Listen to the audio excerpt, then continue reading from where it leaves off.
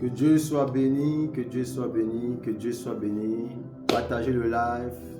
Je vous apporte aujourd'hui la parole du Seigneur avec toute sa clarté et toute sa quinquessence, afin que le grand nombre puisse être béni. Partagez le live, envoyez à vos frères et à vos amis, afin que la parole de Dieu puisse aujourd'hui nous intérioriser et que nous soyons libres encore de nouveau dans ce monde qui veut nous enfermer dans une sphère de mensonges et beaucoup autre chose. Dans une minute, nous allons commencer. Dans une minute, nous allons commencer. Partagez le live, afin que l'évangile puisse être annoncé dans sa pleine assurance. Partagez le live afin que beaucoup de monde puisse être béni. Partagez le live afin que beaucoup puissent écouter ce que l'Esprit veut parler aujourd'hui. Ok, nous allons commencer notre prédication. Je vous salue au nom puissant du Seigneur Jésus-Christ. Que le Seigneur soit avec vous, que la paix de Dieu soit avec vous et que Dieu bénisse toutes les personnes qui se sont connectées afin d'écouter l'évangile dans sa pleine puissance et dans la quinquessence de l'évangile par le Saint-Esprit. Mes frères et sœurs, c'est avec assurance et reconnaissance de vous voir autant connectés pour suivre l'évangile du Christ.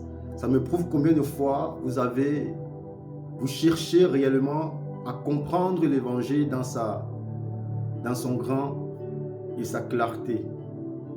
Alors mes frères et sœurs, aujourd'hui j'ai été inspiré par un titre qui m'est pour autant très délicat, mais que j'aimerais partager avec vous, afin que toutes les personnes qui se sentent concernées par la vie en Dieu, par la vie en Christ, et ressentent le désir de continuer ce combat, qui est le bon combat de la foi, puissent rejoindre ce live. Alors le Saint-Esprit m'a inspiré aujourd'hui sur un sujet dont je l'ai intitulé « Invoque l'Éternel ». Et en sous-titre, je l'ai intitulé « Reposer à l'ombre du Tout-Puissant ». Alors, et parmi cette thèse, le Saint-Esprit m'a poussé à développer ma prédication avec certains versets bibliques, parce que la parole de Dieu dit que nous avons été édifiés sur le fondement des apôtres et des prophètes, Jésus étant lui-même la pierre angulaire. Alors, nous ne pouvons pas faire une prédication sans nous appuyer sur les versets bibliques qui sont la clarté, la quinquessence, qui portent notre message. Alors, le Saint-Esprit m'a poussé aujourd'hui dans Joël 2,32. Je lis au nom puissant du Seigneur Jésus-Christ. Alors, quiconque invoquera le nom de l'Éternel sera sauvé. Le salut sera sur la montagne de Sion et à Jérusalem, comme a dit l'Éternel. Et parmi les réchappés que l'Éternel appellera. Nous lisons le deuxième verset. Romains 10,13. Il n'y a aucune différence, en effet, entre le juif et le grec, puisqu'ils ont tous un même Seigneur, qui est riche pour tous ceux qui l'invoquent, car quiconque invoquera le nom du Seigneur sera sauvé. Nous allons lire encore Jérémie 33,3, la version Louis II. Invoque-moi et je te répondrai. Je t'annoncerai des grandes choses, des choses cachées que tu ne connais pas. Oh, gloire à Dieu. Psaume 50,15. Et invoque-moi au jour de la détresse, je te délivrerai et je te glorifierai. Nous allons lire encore Psaume 91,15. Il m'invoquera et je lui répondrai. Je serai avec lui dans la détresse, je le délivrerai, je le glorifierai. Nous allons lire Psaume 91,15. Il m'invoquera et je lui répondrai. Je serai avec lui dans la détresse, je le délivrerai, je le glorifierai. Ésaïe 55,6. La Bible déclare encore, cherchez l'Éternel pendant qu'il se trouve, invoquez-le tandis qu'il est prêt. Nous allons lire un 6e verset, tout l'avant-dernier. L'Éternel est près de tous ceux qui l'invoquent, avec sincérité. Nous allons lire le dernier verset, Jérémie 29, 12. Vous m'invoquerez et vous partirez. Vous me prierez et je vous exaucerai. Parole du Seigneur, nous rendons gloire à Dieu. Seigneur, je te dis merci pour cette prédication que tu m'as accordée, Seigneur. Je te demande, Père éternel, de m'inspirer par la clarté de tes Écritures, afin que je puisse annoncer ta parole avec une pleine assurance et avec foi.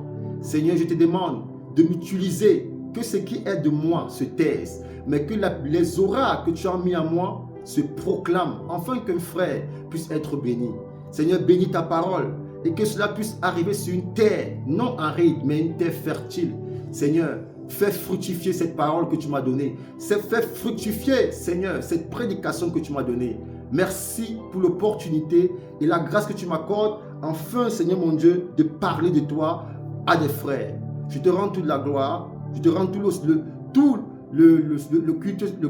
Je te confie, éternel mon Dieu, tout ce qui va se passer après, que ton nom soit glorifié. C'est dans le nom puissant du Seigneur Jésus-Christ, j'ai prié. Amen. Je réitère encore mes salutations. Soyez bénis et que la paix de Dieu soit avec vous. Je remercie toutes les personnes qui ont porté, qui sont connectées et qui ont trouvé mieux de venir ici afin d'écouter l'évangile de Dieu.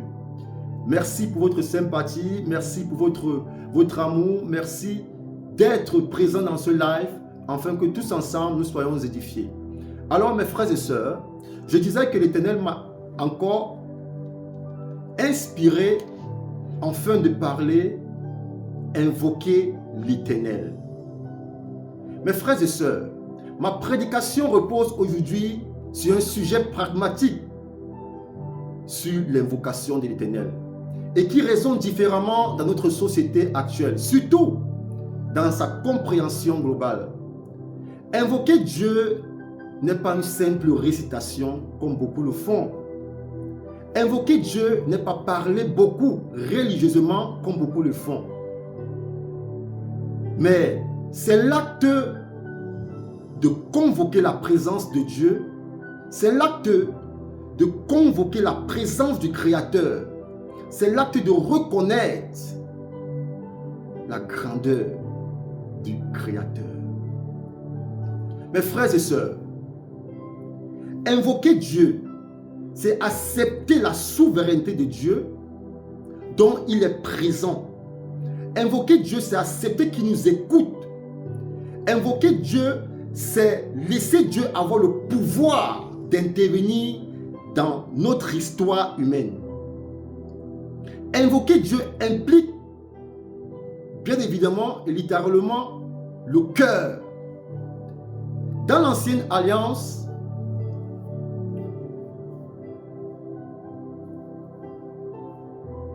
que Dieu soit béni, merci, que Dieu soit béni.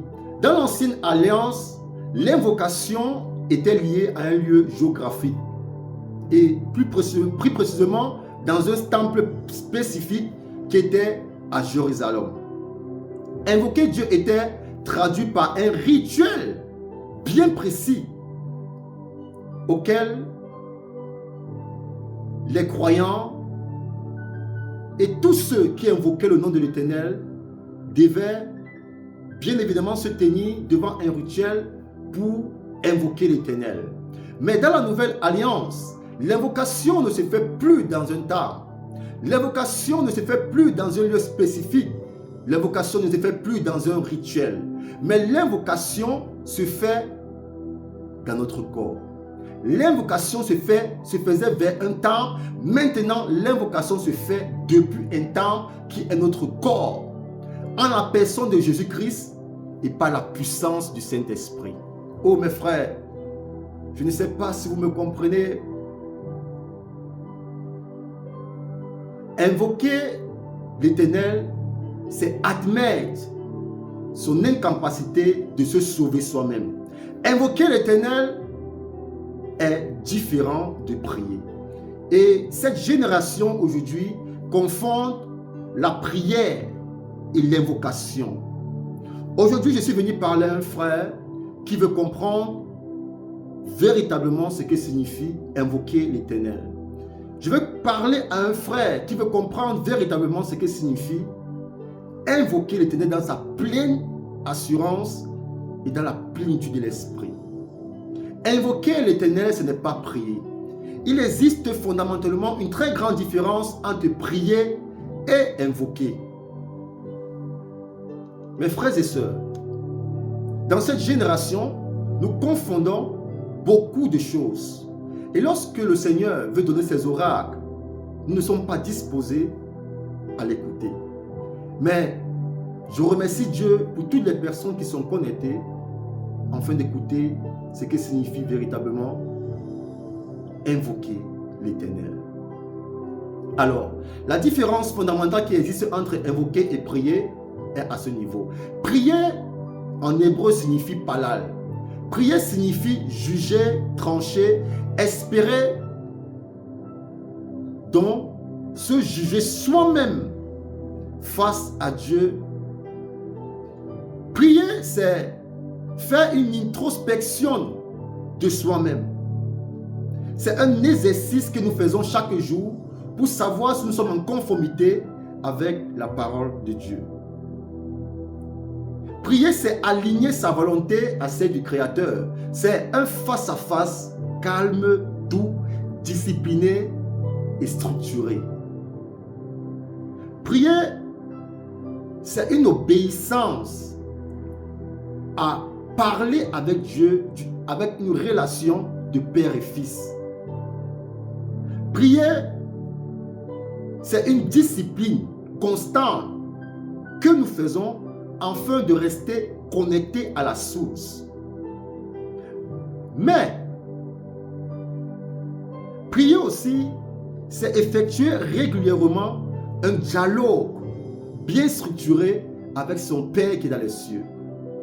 Tandis que invoquer est d'une autre manière. Je suis venu parler aux gens qui veulent invoquer Dieu. Je suis venu parler aux gens qui invoquent le Père. Je ne suis pas venu parler à quelqu'un qui prie le Père. Je suis venu dire à quelqu'un d'invoquer Dieu, d'invoquer le Père. Oh, alors, invoquer étymologiquement signifie en hébreu kara. Kara signifie appeler d'une voix forte, convoquer ou bien proclamer. Et il faut savoir que invoquer, c'est le même mot qu'on utilise lorsqu'on veut lire à haute voix dans la société juive. Et c'est ainsi que Dieu a utilisé le même mot, kara, lors de la création de l'humanité. Lorsque Dieu a dit, Dieu a appelé la lumière jour, Dieu a utilisé le mot kara, qui est invoqué et étymologiquement qui signifie appeler. Invoquer n'est pas une simple méditation, comme beaucoup le disent. Invoquer, mes frères et sœurs, c'est un acte d'interpellation. Invoquer, c'est convoquer Dieu dans une situation où nous n'arrivons plus à supporter. Invoquer Dieu, c'est accorder à Dieu l'autorisation légale d'intervenir à une situation ou à une circonstance que la nature humaine n'arrive plus à résoudre. Invoquer Dieu, c'est le cri d'un enfant qui appelle son père dans la foule. Vous vous êtes rendu compte qu'un enfant, lorsqu'il appelle son père, il appelle son père dans une foule, il est bien évidemment sûr que son père, étant dans la foule, va reconnaître sa voix. Donc invoquer Dieu, c'est appeler Dieu, reconnaître que Dieu, qui est son père, est dans une foule et crier à haute voix, afin que Dieu intervienne par un miracle. Le miracle, c'est une intervention divine qui dépasse toute nature humaine pour accomplir un désir. Alors, invoquer Dieu, c'est accepter que le miracle se produise dans une circonstance que la capacité humaine n'arrive pas à résoudre. Mes frères et sœurs, pourquoi je donne cette différence entre prier et invoquer? Parce que la société d'aujourd'hui confond invoquer et prier. Il y a une très grande différence étymologique dans ces deux mots. Mais aujourd'hui, je suis venu parler à quelqu'un qui invoque Dieu. Je suis venu parler à quelqu'un qui est fatigué de prier. Je suis venu parler à quelqu'un qui veut quitter de la dimension de prier à l'invocation. Alors, l'invocation a un processus, a une structure. Je veux que quelqu'un quitte dans la dimension de parler, mais dans la dimension d'invoquer. C'est la structure qu'il faut pour des gens qui sont fatigués. Je suis venu parler à quelqu'un qui est fatigué de sa situation, à quelqu'un qui n'en peut plus, à quelqu'un qui a prié et il voit que les choses ne changent pas. Je suis venu parler à quelqu'un de l'importance d'invoquer l'Éternel. Mes frères et sœurs, dans l'ancienne alliance, qui est l'ombre de la nouvelle alliance, l'homme qui nous a montré la voie de l'invocation, c'est David. David est devenu le roi d'Israël et David avait habitude d'invoquer l'Éternel face à des situations diverses et des circonstances précises. Et David invoquait le nom de l'Éternel se basant sur l'alliance que Moïse a eue sur le mont Sinaï. Et l'invocation de David était plus dirigée vers l'extérieur. Il regardait vers le temple. David essayait d'invoquer Dieu de la manière ritualiste, mais qui était véritablement à leur temps précis. Mais aujourd'hui, il y a une très grande différence avec eux et nous. Il y a une très grande différence avec prier et invoquer. David ne priait pas seulement aussi. David vivait un dialogue constant avec le Créateur. David avait, à chaque décision que David prenait, qui concernait Israël, David invoquait d'abord l'Éternel pour avoir l'approbation. Et ayant obtenu cette approbation, l'intervention divine était palpable. Et il est même allé jusqu'à avoir une dénomination d'homme ayant le cœur de Dieu. Mais jusqu'à ce qu'il fût entraîné dans un adultère avec Bathsheba, qui était la femme d'Uri, son homme de main, et jusqu'à aller à tuer son ami. Et dû à cela, la vie de David s'achève à une profonde repentance et à la gestion des conflits familiaux avec son fils Absalom. Pourquoi je parle de David? David est le symbole de l'invocation. David est l'auto-invocation auquel nous pouvons nous appuyer pour comprendre la véritable invocation. David est le symbolisme du Christ. David est l'homme sur qui nous pouvons nous appuyer pour comprendre, invoquer Dieu. Mais je vais quitter de la situation davidique. Je vais quitter de l'invocation davidique à l'invocation christique. Alors, mes frères et sœurs, David n'utilisait pas des formules magiques comme beaucoup d'hommes de Dieu aujourd'hui disent. David n'a pas utilisé le sel, David n'a pas utilisé non, David n'a pas utilisé ça. David invoquait l'Éternel avec un dialogue précis. David n'a pas utilisé une formule magique. David n'a rien utilisé de tout ça. Mais David a utilisé une substance saine, un dialogue précis. David n'a rien caché à Dieu. Même lorsqu'il était désespéré, David parlait tout à Dieu.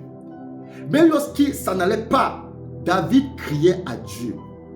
Même quand David était en colère, David s'exprimait à Dieu. Même quand David a péché, David n'a pas caché sa transgression à Dieu. David invoquait Dieu en lui rappelant sa fidélité et sa justice. Et David, il s'appuie sur ce que Dieu est pour demander ce que Dieu doit faire. David n'invoque pas Dieu, pas par droit ou par obligation, mais David invoque Dieu par grâce. David n'adressait pas seulement une demande d'aide, mais David proclamait le Dieu au milieu des circonstances inhabituelles. Il utilisait des attributs bien définis pour appeler Dieu face à une circonstance. David utilisait les noms pour définir les défis qu'il endurait. Et c'est ainsi qu'il a donné à Dieu des attributs pour que certaines situations puissent être résolues. David a utilisé Yahweh, Jéhovah Rapha, Adonai, qui signifie maître, Elohim, qui signifie le créateur. David utilisait des mots bien spécifiques pour que le monde, pour que ces situations puissent être résolues dans l'instantané. Alors, pourquoi je prends la figure de David? David est celui qui a dit « Invoque l'Éternel dans la détresse et il te répondra ». Et beaucoup de gens aujourd'hui sont dans la détresse. Beaucoup de gens aujourd'hui souffrent. Beaucoup de gens ne comprennent pas pourquoi ils prient, mais rien ne marche. Et la différence est au niveau de l'invocation et de la prière. Dans la nouvelle alliance, tout est différent. Dans la nouvelle alliance, nous vivons la réalité. Dans la nouvelle alliance, nous sommes un temple. Nous n'invoquons plus vers un temple, mais nous invoquons depuis un temple. Dans la nouvelle alliance, nous avons l'invocation au-dedans de nous. Dans la nouvelle alliance, nous n'avons plus des rituels à faire. Dans la nouvelle alliance, nous n'avons plus des noms spécifiques qu'on attribue à Dieu face à une situation. Tout passe désormais par le nom de Jésus-Christ. Oh, gloire à Dieu. Et cela ne signifie pas, bien évidemment, comme je l'ai dit au départ, que nous avons été édifiés sur le fondement des apôtres et des prophètes, Jésus-Christ étant lui-même la pierre angulaire. Cela ne signifie pas que les apôtres ont abandonné le Dieu de David, ou le Dieu de Jacob, d'Isaac et d'Abraham. Non, cela ne signifie pas ça. Mais les apôtres ont compris ce que David n'a pas compris. Les apôtres ont compris ce que David espérait de comprendre. Les apôtres ont eu la révélation du Saint-Esprit que Jésus est Dieu. Et David espérait. Prenons Colossiens 2,9. La Bible dit, car en lui habite corporellement toute la plénitude de la divinité. Les apôtres ont eu la révélation de la divinité de Jésus-Christ. C'est pourquoi dans la nouvelle alliance, on n'invoque plus par un rituel. On n'invoque plus par des attributs à Dieu. On n'invoque plus par des différents noms. Mais on invoque au nom de Jésus-Christ. En lui résidait toute la plénitude de l'esprit et de la divinité. Pour les apôtres, invoquer le nom de Jésus, c'est invoquer Dieu lui-même. Donc, il n'y a pas de différence entre le Dieu de David et Jésus. Mais la différence qu'il y a au niveau, c'est au niveau de la révélation de l'esprit. Et nous sommes dans la nouvelle alliance. J'arrive. Je pars du fait de donner une différence entre prier et invoquer. Parce que je veux amener quelqu'un dans la dimension d'invoquer, dans la dimension d'un fils qui appelle son père dans une foule. Et le père reconnaît la voix d'un fils, même s'il n'est pas visible. Je veux que quelqu'un arrive au niveau de l'invocation. Alors, lisons Acte 4, 12. La Bible dit, il n'y a de salut en aucun autre, car il n'y a sous le ciel aucun autre nom qui est donné parmi les hommes par lequel nous devions être sauvés. Ça, c'est l'invocation par le salut. Aucun autre nom sur la terre, dans les cieux, sur la terre, dans les cieux, sur la terre, qui a été donné en dehors du nom de Jésus-Christ. C'est la première base et le fondement de l'invocation. On n'invoque plus par des rituels et des noms attribués, mais on invoque au nom de Jésus-Christ. Alors, l'invocation est devenue intérieure. L'invocation n'est plus extérieure comme David. David a affiché des comportements extérieurs pour invoquer Dieu. Mais nous avons la révélation de l'Esprit, dont notre adoration est bien dirigée vers l'intérieur. Notre invocation est bien dirigée vers l'intérieur. Lisons 1 Corinthiens 6, 17. La Bible dit, mais celui qui s'attache au Seigneur est avec lui un seul esprit. Donc, notre invocation est dirigée dans notre partie qu'on appelle l'esprit. Parce que Dieu réside dans notre esprit et celui qui l'invoque doit l'invoquer avec assurance. D'abord, croire premièrement que Dieu peut le répondre et deuxièmement, par son esprit. C'est une position bien structurée. On invoque d'abord en acceptant que Christ est dans notre esprit. L'Esprit de Dieu est dans notre esprit. En acceptant que l'Esprit de Dieu s'attache avec notre esprit et qui fait un seul esprit. Je suis venu parler à quelqu'un, premièrement, qui veut devenir un invoqueur. On vous a trop dit de prier face aux situations. Combien de vous ont prié n'ont pas reçu directement l'approbation divine? Oh mes frères, Dieu utilise des jours ordinaires pour accomplir les desseins extraordinaires. Dieu utilise les hommes ordinaires pour accomplir les desseins, les situations extraordinaires. Toi qui es dans ce live, tu vas comprendre le niveau de l'invocation. Alors, invoquer Christ dans la nouvelle alliance, c'est activer la présence de Dieu qui habite déjà en nous par l'Esprit de Dieu qui est le Saint-Esprit. Paul a dit dans Galates 4, 6, et parce que vous êtes fils, Dieu a envoyé dans nos cœurs l'Esprit de son Fils, lequel crie Abba Père. Gloire à Dieu. C'est Paul qui le dit. Ce n'est plus David qui le dit. Mes frères et sœurs, est-ce que vous comprenez cette implication de l'invocation? L'invocation n'est pas de dire beaucoup de mots. Ce n'est pas les lèvres. L'invocation, c'est le cœur. Mais je viens. On va aller pas à pas pour bien structurer, de quitter de l'étape de la prière à l'invocation, qui est l'étape du Fils, qui invoque le Père. On invoque un Dieu qu'on connaît, on n'invoque pas un Dieu qu'on ne connaît pas. Je viens. Nous allons maintenant partir dans le corps du message de ma prédication. Alors, je disais que dans la nouvelle alliance, bien évidemment, nous avons pour but d'invoquer l'Éternel dans la détresse et dans des situations vraiment incompréhensibles. Mais, nous devons savoir que dans la nouvelle alliance, l'attitude, le comportement sont des facteurs qui agissent et qui entachent notre invocation divine.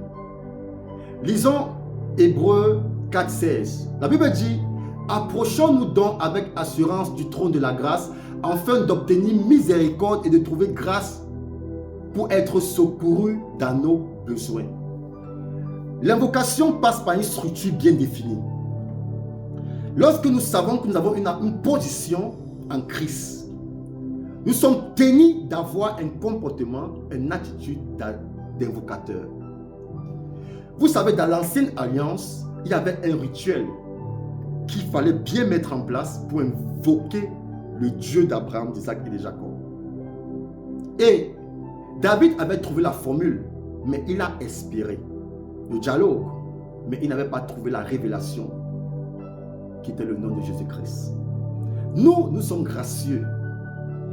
Alors, le caractère et l'attitude sont des caractéristiques qui comptent dans certaines situations bien spécifiques pour invoquer dignement le nom de Jésus-Christ. Et il faut savoir que l'invocation est vaine si elle est un masque. Quelle est la posture de ton invocation quand tu invoques Dieu? Le caractère est-il juste? L'attitude est-il juste?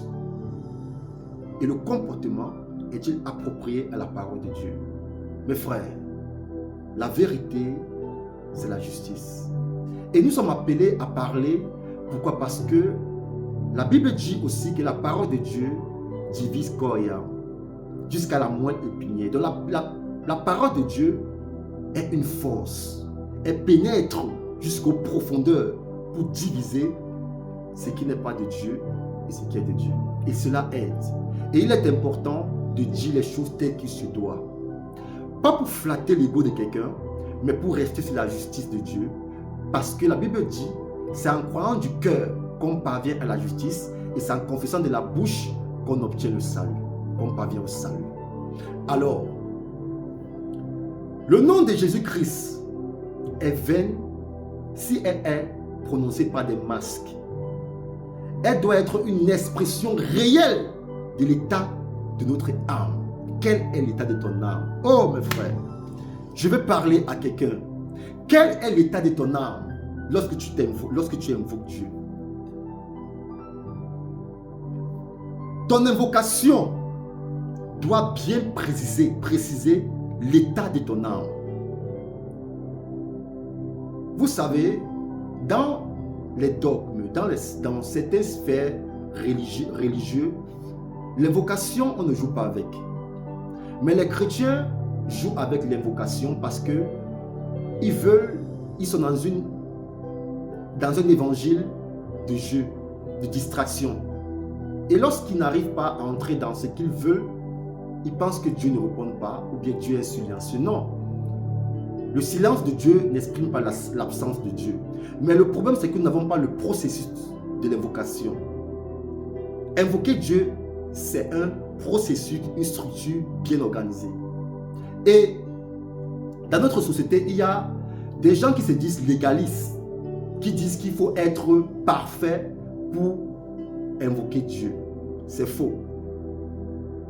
Dieu ne demande pas la perfection pour l'invoquer. Non. Dieu ne demande pas la perfection. Parce que Dieu sait que malgré que nous sommes devenus enfants et que son esprit habite dans notre esprit, l'homme ancien qui vit, qui est dans notre âme, cherche toujours à dominer notre nature. C'est pourquoi la Bible dit, l'esprit est plus grand que l'âme.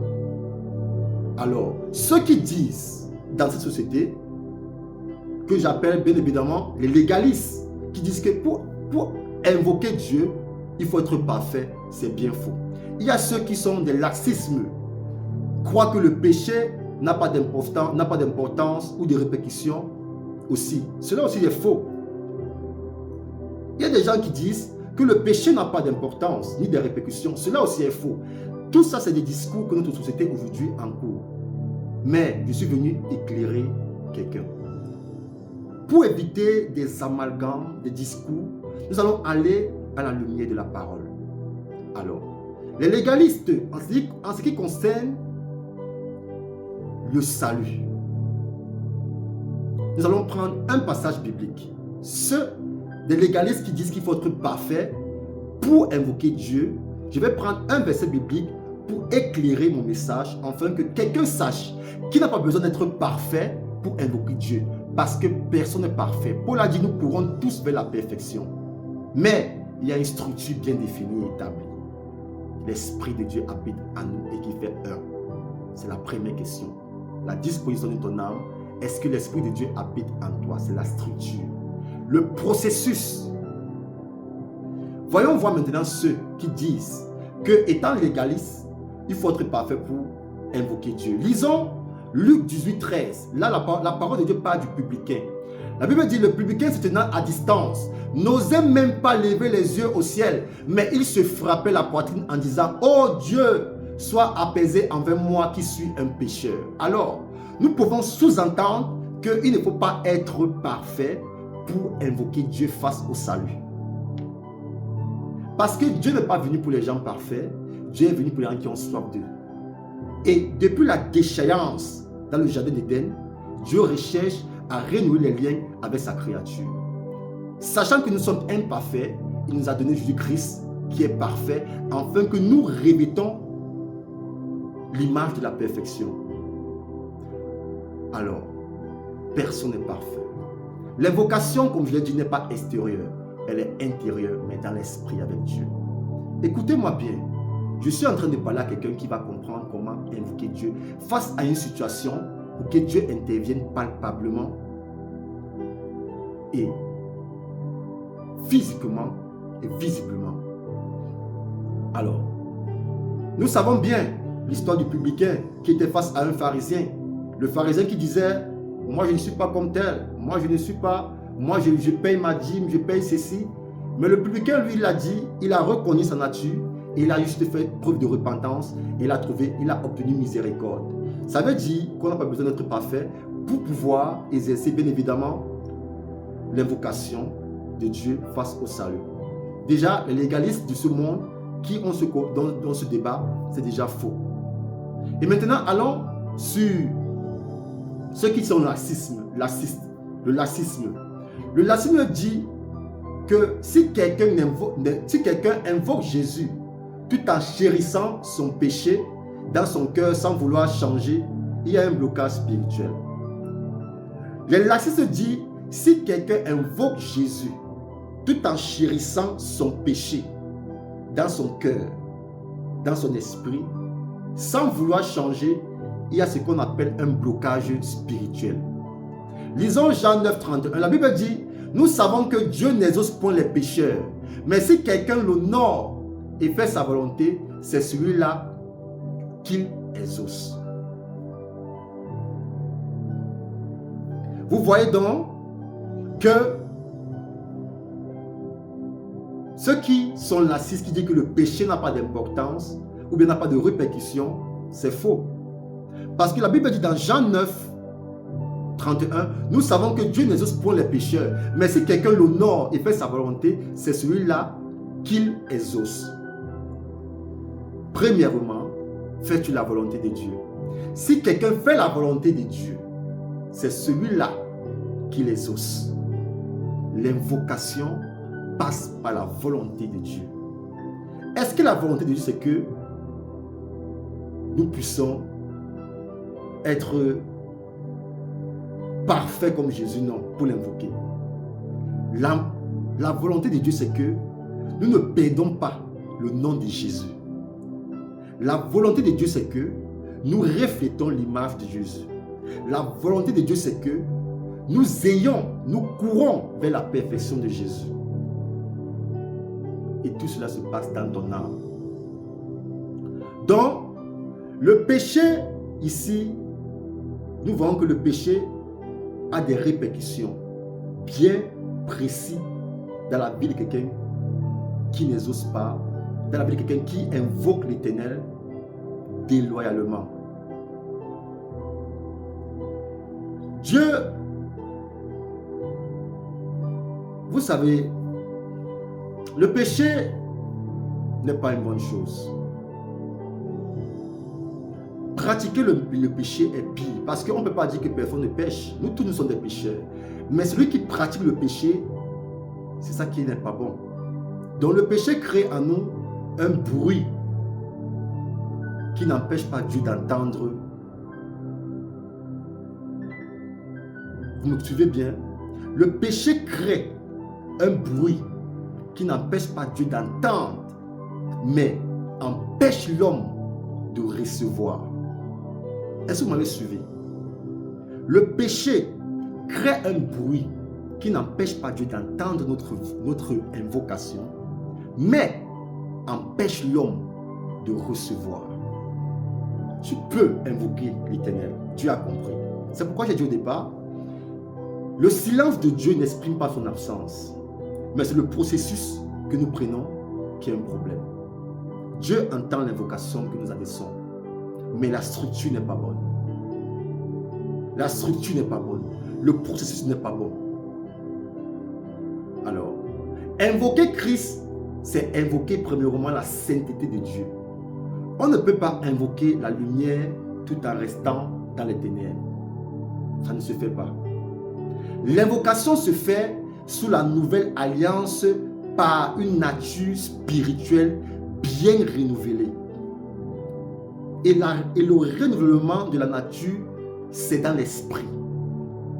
Ne vous conformez pas au ce qui est présent, mais soyez transformés par le renouvellement de l'intelligence. L'intelligence, c'est la compréhension. Et la compréhension se retrouve dans le discernement. Et le discernement se trouve dans l'esprit.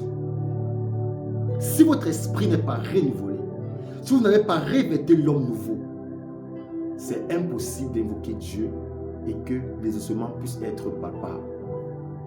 Alors, c'est le processus. Aujourd'hui, dans cette société, nous avons beaucoup de fléaux qui font en sorte que nous adressons une mauvaise invocation à Dieu. Et dans notre génération, les ossements semblent parfois être bloqués. Nous pensons souvent que lorsque nous invoquons, il y a comme si un mur qui nous sépare avec Dieu. Pourtant, nous disons que nous sommes des enfants de Dieu. Pourquoi? Parce que nous pratiquons souvent une invocation dénaturée. Tu ne peux pas invoquer Dieu et tu restes dans ton péché mignon. Tu ne peux pas invoquer Dieu.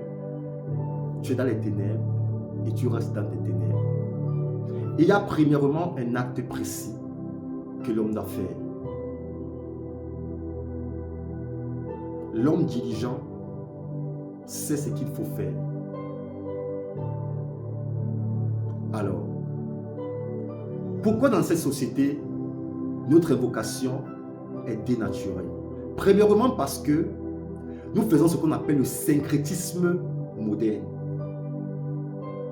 Notre génération invoque Christ tout en invoquant d'autres sauveurs. Entre parenthèses, quand tu invoques Dieu dans ton cœur, dans ton esprit, est-ce que réellement, en l'invoquant dans ton esprit, tu n'invoques pas d'autres sauveurs qui est comme, par exemple, l'argent? Quand tu invoques, durant une situation auquel tu fais face, quel est dans ton esprit, quel est l'esprit qui résonne dans ton esprit? Qui invoques-tu? Premièrement, tu invoques par la peur, par le doute. Et tu mets ta confiance dans un sauveur, parfois qui est l'argent. D'autres invoquent en sachant que l'argent peut tout faire. Ou bien peut-être invoquent durant une situation en pensant que les connexions humaines peuvent tout faire. D'autres invoquent en pensant, si j'ai un frère, j'ai un grand frère qui est bien passé, alors par cette connexion humaine, bien évidemment, ma prière ou mon invocation sera résolue. C'est le syncrétisme. On essaie de mélanger les choses à l'invocation palpable et réelle qui est la posture de l'esprit qui n'est pas contre la parole de Dieu.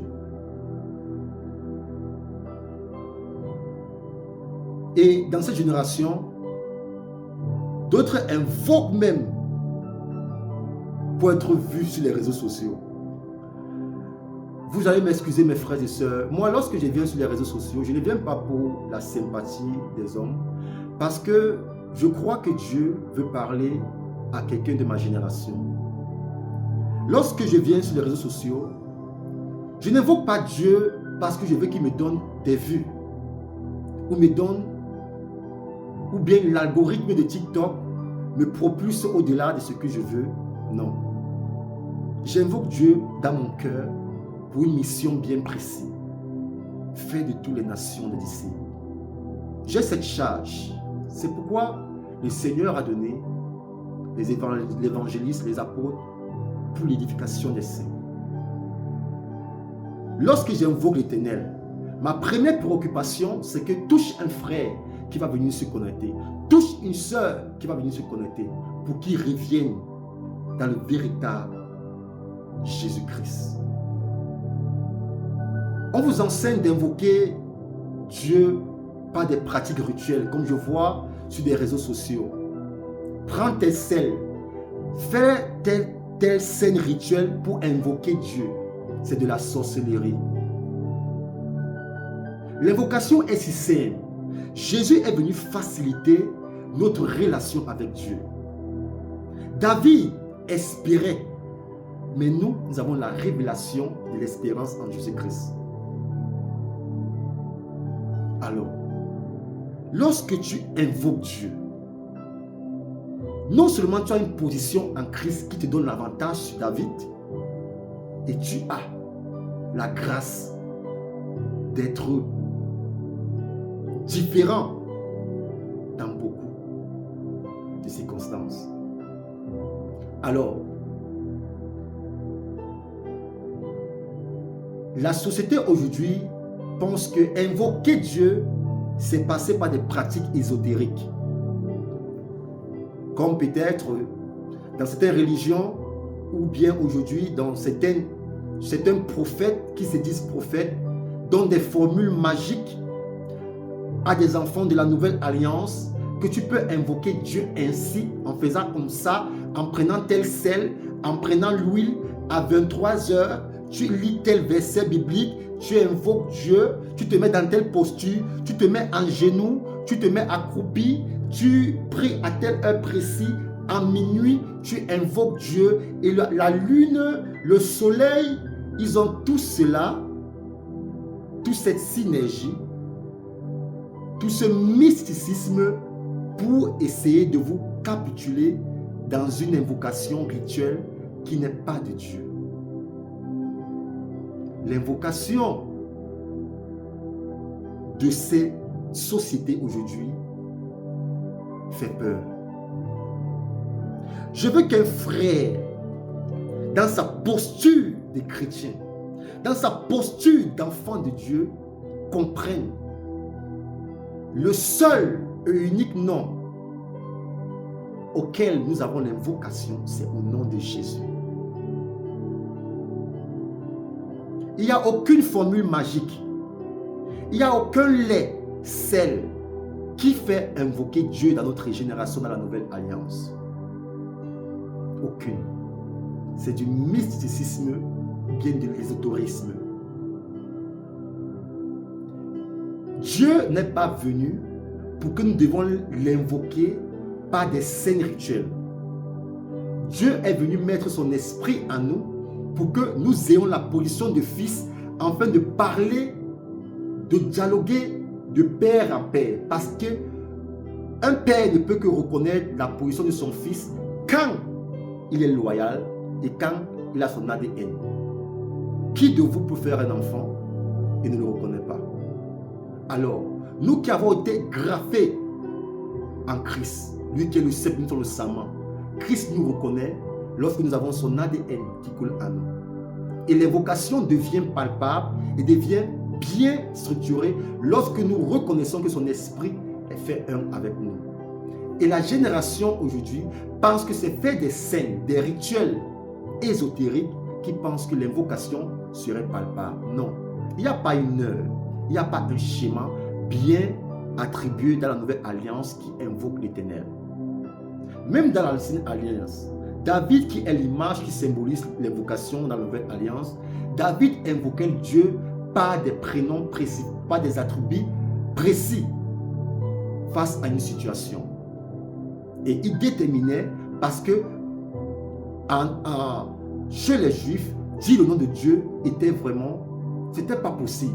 Donc ils étaient obligés de donner des attributs à Dieu face à une situation, ou bien appeler Dieu de différents noms face à une situation. Mais nous avons cette grâce, la révélation de l'Esprit en Jésus-Christ. Oh, quelqu'un me dit gloire à Dieu. Alors, l'impact de cela dans cette société aujourd'hui, l'invocation perd sa puissance sur les enfants de Dieu. Parce que les enfants de Dieu sont ballonnés de part et d'autre, ils ne comprennent plus, ne lisent plus, ne s'informent plus, et ne laissent pas le Saint-Esprit décider. Et l'invocation a perdu la puissance sur celui qui se disait enfant de Dieu parce que la dépendance est différente.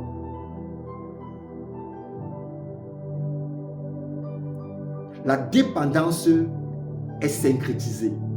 J'invoque, mais je crois qu'avec mon argent, je pourrais le faire. J'invoque, je crois qu'avec un frère, ça va aller. J'invoque, mais je crois qu'avec tel schéma rituel, ça va aller. Non. Le syncrétisme religieux ne déplace pas Dieu. L'invocation à Dieu, comme je l'ai dit, c'est un miracle attribué à la race humaine. C'est accepter que Dieu intervienne avec réalité dans la race humaine. Alors, Dieu n'est pas une option que nous devons invoquer superficiellement comme ça. Dieu est la source. Dieu est la plénitude. Dieu est l'essence de notre invocation. Alors, un cœur qui est partagé ne peut pas recevoir la plénitude de l'exaucement. Si ton cœur est partagé, tu ne peux pas recevoir la plénitude de l'exaucement. Lisons Jacques 1, 6 à 8. La Bible dit dans Jacques 1, 6 à 8, mais qu'il a demande avec foi, sans douter, car celui qui doute est semblable au feu de la mer, agité par le vent et poussé de côté et d'autres. Qu'un tel homme ne s'imagine pas qu'il y recevra quelque chose du Seigneur. C'est un homme irrésolu, inconstant dans toutes ses voies. Oh mes frères, c'est choquant. Un cœur partagé ne peut pas recevoir la plénitude de l'exaucement. Et on ne peut pas en vouloir à Dieu par rapport à ça. Parce que Dieu a bien structuré l'invocation. Je vous ai dit au départ que l'invocation est différente de la prière. La prière, c'est un dialogue. C'est une intimité. Mais le dialogue, c'est une autre chose. L'invocation, c'est une autre chose. C'est laisser Dieu intervenir puissamment face à une situation. Mais il y a une structure. Il y a un processus à suivre. Alors, dans cette génération, deuxièmement, il y a ce qu'on appelle le manque de persévérance lorsque nous invoquons Dieu et que nous ne voyons pas instantanément ce que nous voulons. Vous savez, dans l'ancienne alliance, David a parfois invoqué Dieu, mais il n'a pas directement eu la réponse à l'instant. Est-ce que cela traduit que le silence de Dieu signifie l'absence de Dieu? Non. Mais David, quelquefois, a fait ce qu'on appelle une auto-invocation. Donc David, parfois, parlait à son âme. David, parfois, exerçait une autorité spirituelle lorsque l'invocation n'était pas palpable. Il disait à son âme, « Oh mon âme, pourquoi t'abattu au-dedans de moi ?» David prenait souvent une position de parler à son âme, de parler à ses émotions pour que l'âme ne prenne pas le dessus.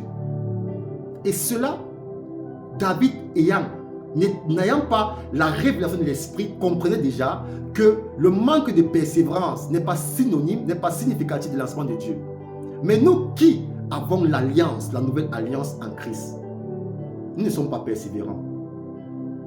La persévérance est une des caractéristiques, des attributs de Dieu pour tester notre fidélité. Alors dans l'invocation, nous avons la persévérance. Et dans cette société, il y a manque de persévérance. Nous vivons dans une génération qui veut tout instantanément. Nous vivons dans une génération qui veut du clic au clac. Lorsque je t'invoque, tu dois descendre. Non, Dieu ne fonctionne pas comme ça. Dieu c'est un père. Dieu c'est un père. Et un père donne à son fils de bonnes choses. Et quand il faut, pas pour te détruire. Dieu ne peut pas te donner des choses qui vont te détruire.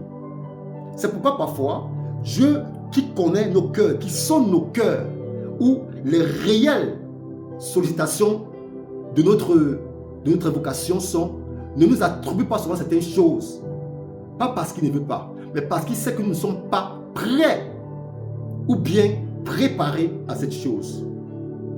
Et dans cette génération, nous avons le manque de persévérance.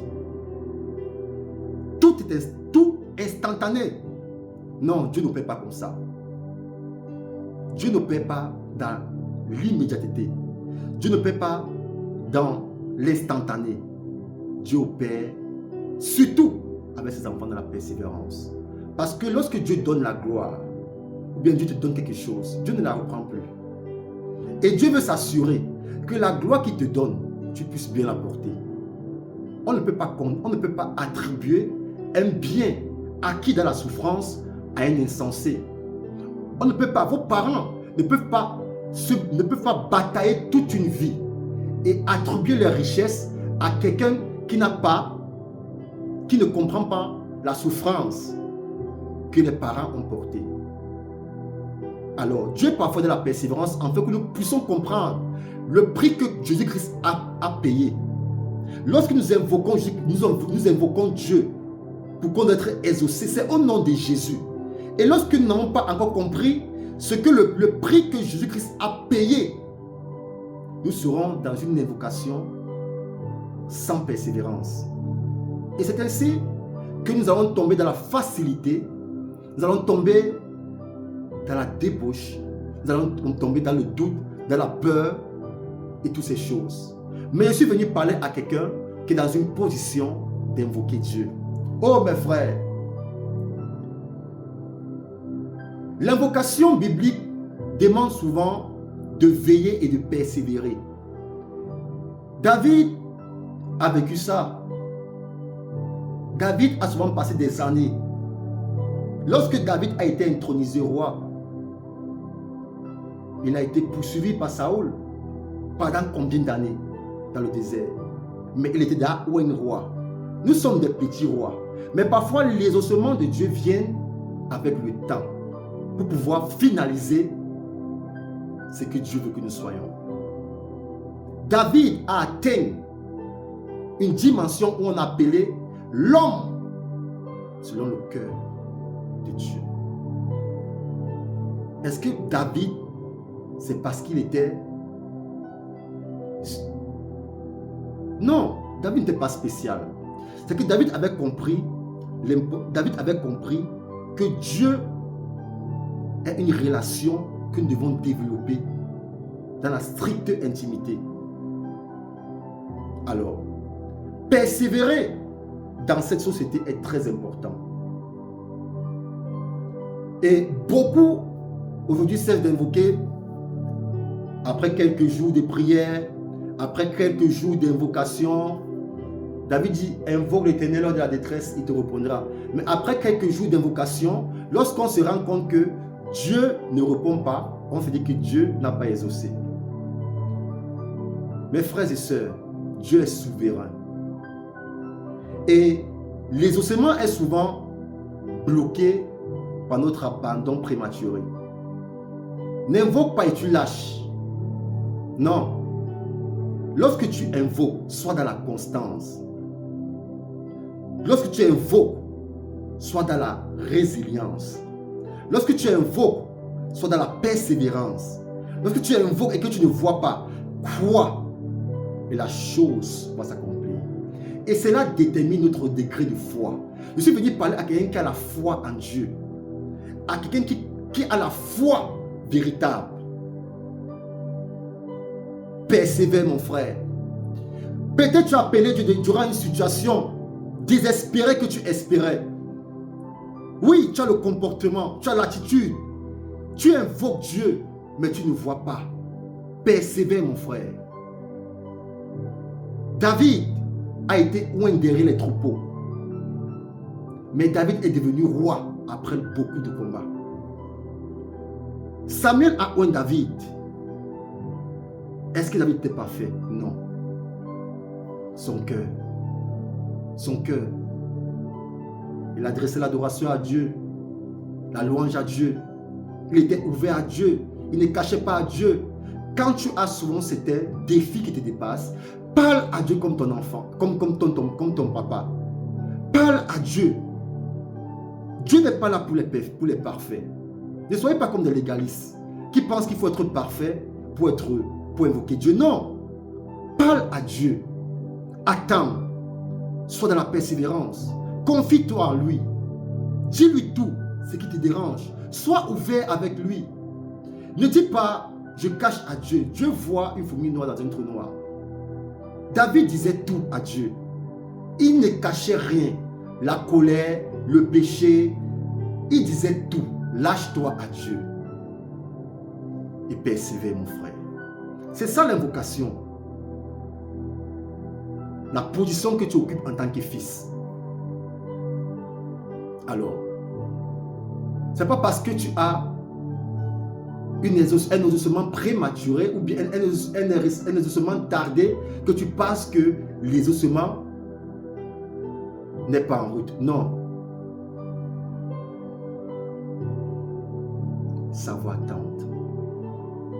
Jésus-Christ n'a pas tout révélé à ses prophètes, à ses disciples le premier jour.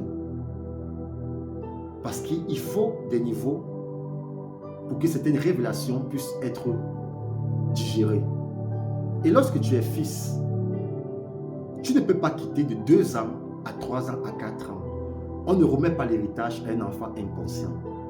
Et lors dans ton invocation, vu à ta situation, invoque avec une position de fils, tout en attendant. Dieu est comme le père du fils prodige. Invoque, tombe, mais sois dans la persévérance. Est-ce que je suis en train d'encourager le péché? Non. Parce que celui qui vit vraiment en Christ ne peut pas pécher. Mais cela ne symbolise pas, on ne dit pas qu'on ne peut pas tomber. Mais si ça arrive, persévère. Tes prières, ton invocation sont juste une corbeille auquel Dieu va s'en charger lorsqu'il va falloir les exaucer. Continue d'invoquer. Invoque l'Éternel. David a invoqué l'Éternel. J'invoque l'Éternel. J'invoque l'Éternel. Il a invoqué jusqu'à le psaume 150. David invoquait seulement. Il y a des moments où Dieu n'a pas répondu. Mais Dieu a finalement répondu tôt ou tard. Alors, dans cette génération, aujourd'hui, nous avons la conscience souillée. Comme je l'ai dit au départ. Oh mes frères, un instant. Comme je l'ai dit au départ, on ne peut pas invoquer Dieu dans une conscience souillée. Non, c'est impossible. Un instant, s'il vous plaît. On ne peut pas exaucer Dieu dans une conscience souillée. On peut invoquer Christ. Un instant, s'il vous plaît. Oh.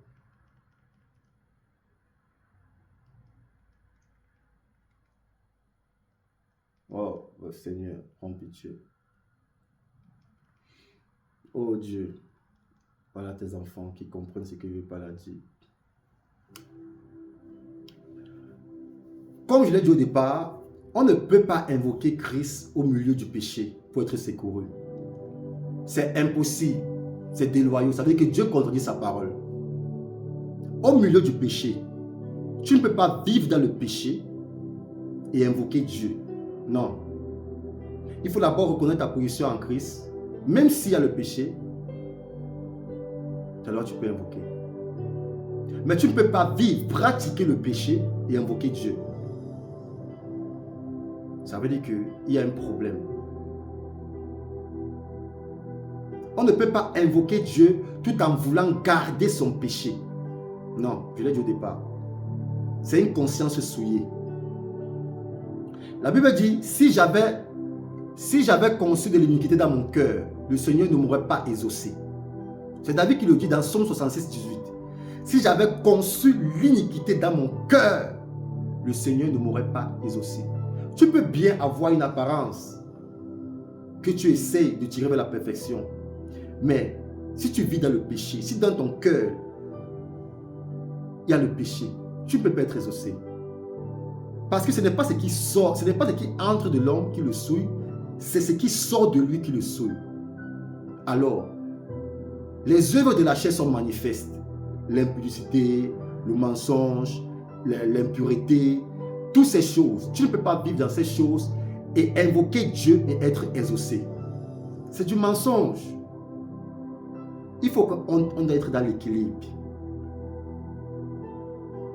Tu ne peux pas pratiquer ces choses et invoquer Dieu et être exaucé. Non. Dieu va garder ta prière. La première chose que Dieu va te demander de faire, c'est de l'invoquer pour la repentance. Parce que nous avons vu le publicain, ce qu'il a fait. Il a fait, oh Dieu, prends pitié de moi. Il a d'abord invoqué la repentance. Alors, pour avoir l'exaucement dans un état de pécheur, premièrement, tu dois invoquer la repentance. Tu dois avoir une posture de repentance avant d'invoquer. Et puis, tu vas passer au second étape qui est la purification. Ça, j'arrive. Alors, dans cette génération, le péché est souvent banalisé. Nous banalisons sur le péché. On pense que Dieu c'est notre ami. On a oublié la place du souverain sacrificateur à ami. Non. Même si ton père parle avec toi, il reste ton père. Et Dieu, malgré qu'il est notre père, malgré que nous sommes quittés de l'étape de serviteur à père, de l'étape de serviteur à fils, Dieu reste sacrificateur. Dieu reste souverain sacrificateur. Dieu reste souverain. Dieu reste Dieu. Et aujourd'hui, dans notre génération, dans notre société, nous banalisons le péché. Et nous psychologisons même le péché. Donc nous prenons en compte, nous avons psychologisé le péché à nous, dans notre psychose. Introduit, implanté dans notre psychique le péché dans cette société. Donc, on a rendu le péché normal et dit croire en Dieu et invoquer Dieu. Non, premièrement, on passe par la repentance.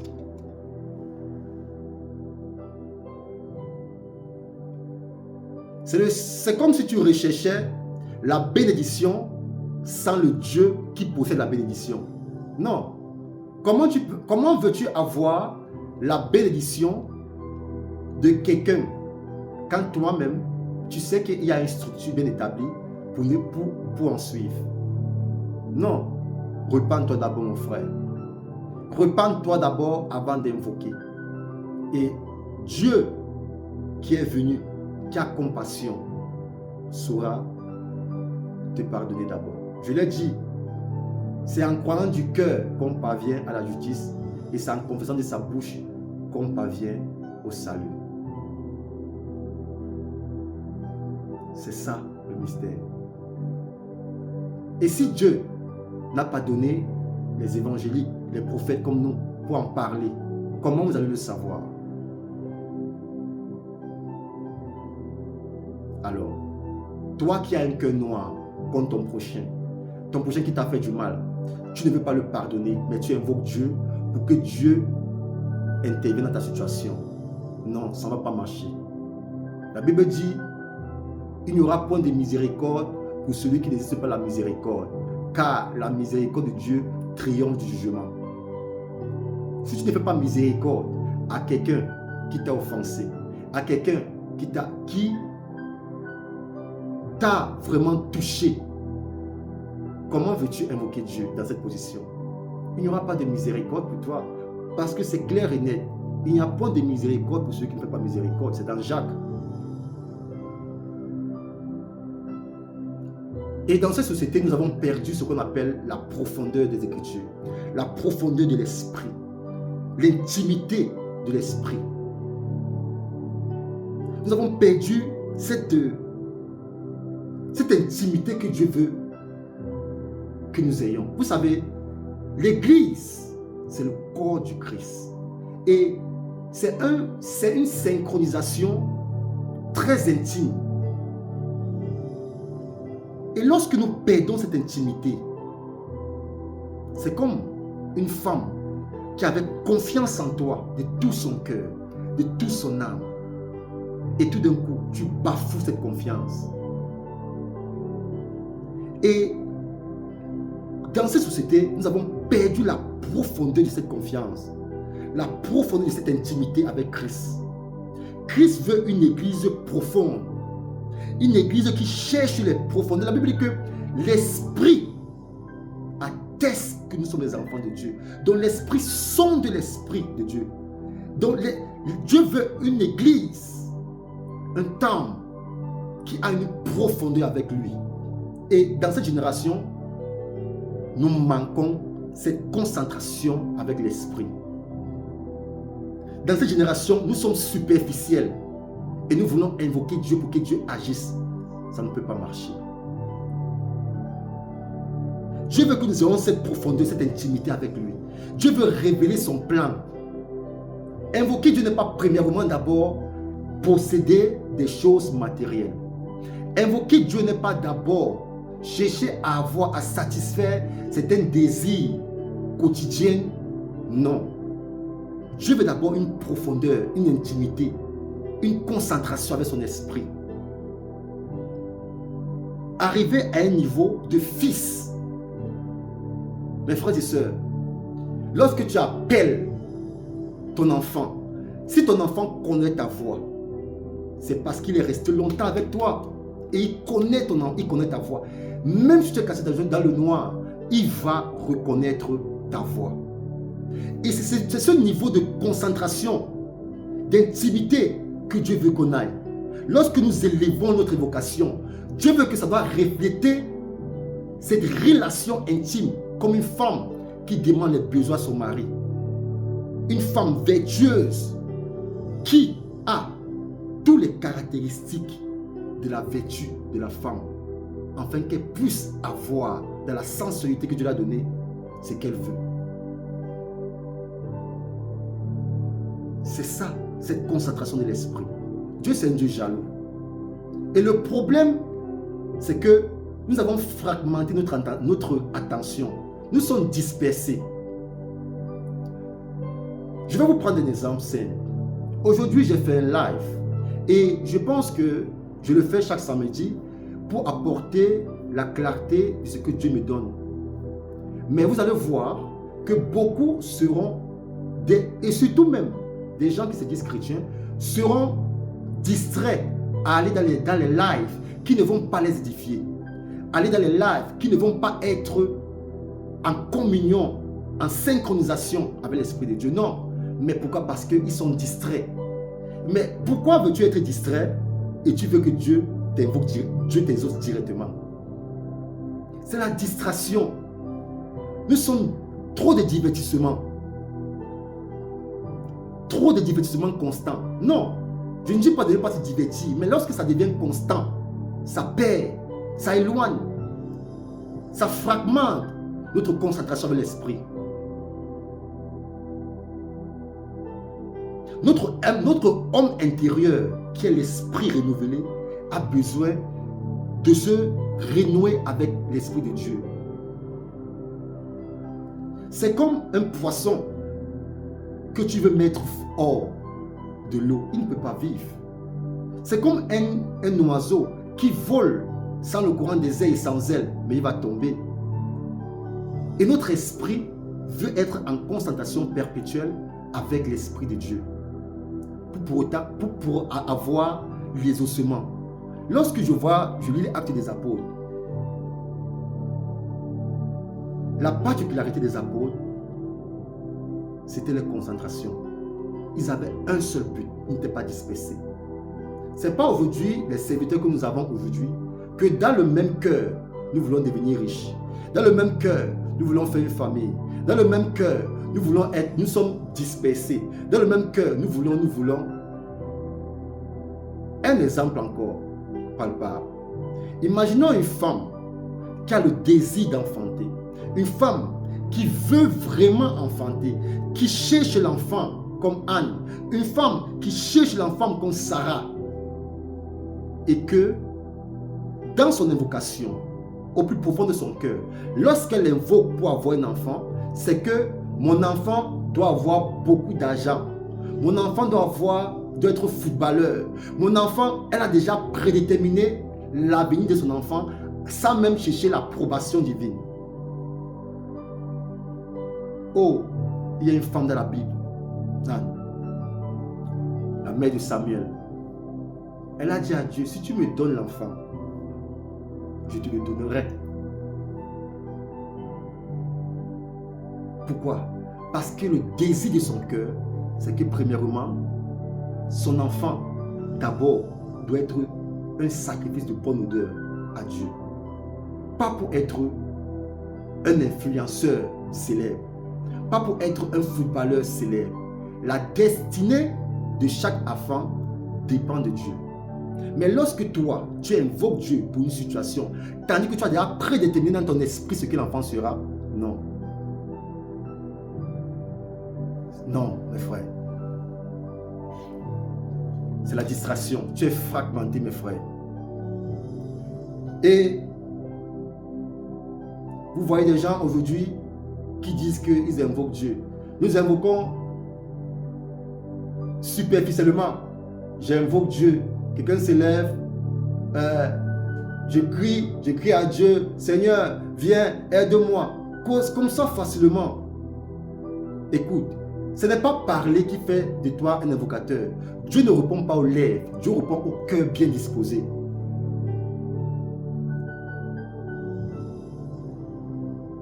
C'est en croyant du cœur qu'on parvient à la justice.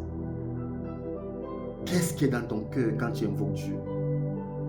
La Bible dit dans Ésaïe 29, 13, le Seigneur dit, quand ce peuple s'approche de moi, il m'honore de la bouche et des lèvres, mais son cœur est éloigné de moi, et la crainte qu'il a de moi n'est qu'un précepte de tradition humaine. N'est qu'un précepte de tradition humaine. N'est qu'un précepte de tradition humaine. La bouche. Tu honores Dieu par les lèvres, mais dans le cœur, ce n'est pas ce que tu penses. Tu veux satisfaire une situation. Tu veux satisfaire un désir. Et l'invocation, ce n'est pas ça. Alors, d'autres utilisent le nom de Dieu, le nom du Christ, comme une formule magique. Comme si Jésus-Christ était un fétiche. Au nom de Jésus, je veux l'argent. Au nom de Jésus, donne-moi l'argent. Au nom de Jésus, je veux voyager. Au nom de Jésus, je veux... Oh Seigneur, aide-nous. Comme une formule magique. Le gars a déjà formulé sa liste égoïste. Au nom de Jésus, je veux avoir ça. Une liste égoïste. Sans chercher à comprendre ce que Dieu veut. Mais lui, il a bien planifié sa liste égoïste pour invoquer Dieu. C'est ça cette génération. On utilise le nom de Dieu, on invoque Dieu par Jésus-Christ et par la personne du Saint-Esprit égoïstement, égocentriquement. Alors, lisons un verset. La Bible dit dans Jacques 4:3, vous demandez et vous ne recevez pas parce que vous demandez mal, dans le but de satisfaire vos passions. Invoquer Dieu pour le succès, peut-être une affaire malhonnête, ou bien peut-être pour faire du mal à un frère, pour que Dieu intervienne dans la vie d'un frère bizarrement, méchamment, n'est pas normal. Tu ne peux pas dire que tu invoques Dieu, le Dieu qui aime l'humanité, qui a donné son fils, et toi, tu l'invoques pour faire du mal à un frère. Tu l'invoques du mal parce que tu l'invoques parce que tu es dans une affaire qui ne concorde pas à sa parole. Et tes autres, c'est faux. Dans le but de satisfaire vos passions. L'invocation avec le cœur doux. Nous invoquons sans la repentance.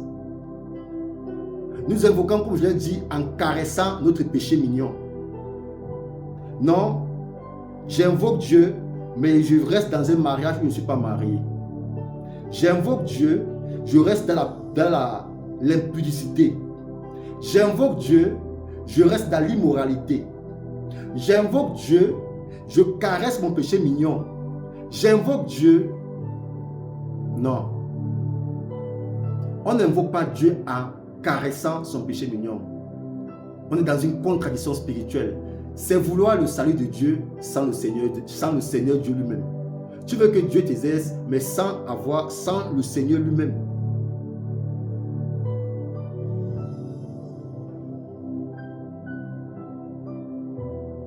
Tu invoques Dieu pour la paix, mais c'est toi qui aimes les problèmes. Tu invoques Dieu pour sortir d'une relation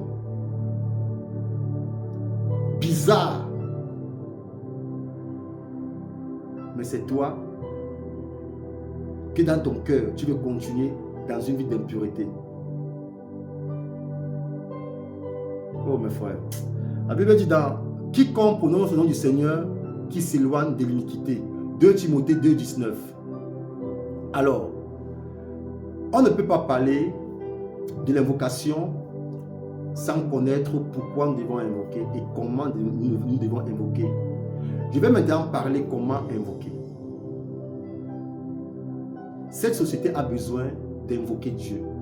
Les gens souffrent, mais la souffrance n'est pas une fin en soi. Les gens sont fatigués, mais la fatigue n'est pas une fin en soi. L'homme dirigeant ne se fatigue pas. Alors, si tu veux invoquer Dieu et être exaucé particulièrement, et que ton homme intérieur doit vivre les ossements palpables de Dieu, purifie-toi. C'est quoi la purification? La purification, c'est pas comme David disait, purifie-moi par les eaux. Ou bien partir prendre telle herbe, tel ceci, pour se purifier et dire, invoquer Dieu. Non. Là-bas, c'était un rituel de l'Ancien Testament. David disait, purifie-moi par les eaux. C'était un rituel. Mais dans la Nouvelle Alliance, la purification, c'est ce qu'on appelle, premièrement, l'aspersion de la conscience. Donc, c'est la repentance. Avant de dire, avant de crier à Dieu, comme il dit, invoquer signifie appeler, à voix forte. Avant de crier à Dieu, avant de dire, Seigneur, Christ, aide-moi. Nous devons d'abord dire, purifie-moi. Purifie-moi signifie que je me répands et j'abandonne tout. Le sang de Jésus, c'est un sang qui a tout payé. Le sang de Jésus est l'agent qui nettoie la ligne de communication. Alors, Hébreux 9,14 dit, combien plus le sang de Christ, qui, par un esprit éternel, s'est offert lui-même sans tâche à Dieu, purifiera-t-il votre conscience des œuvres? Le sang de Jésus vient d'abord purifier. Invoque d'abord le sang de Jésus. Purifie-moi. On ne purifie pas avec les eaux. On purifie avec le sang de Jésus. Oh, c'est la révélation de l'espérance que David n'avait pas. Nous avons ça en Jésus-Christ. Au nom de Jésus, purifie-moi. Dans une posture de repentance. Deuxièmement, nous devons aligner notre volonté à celle de Dieu. Nous devons d'abord rechercher la volonté du Père avant notre volonté. David disait que ta volonté soit faite.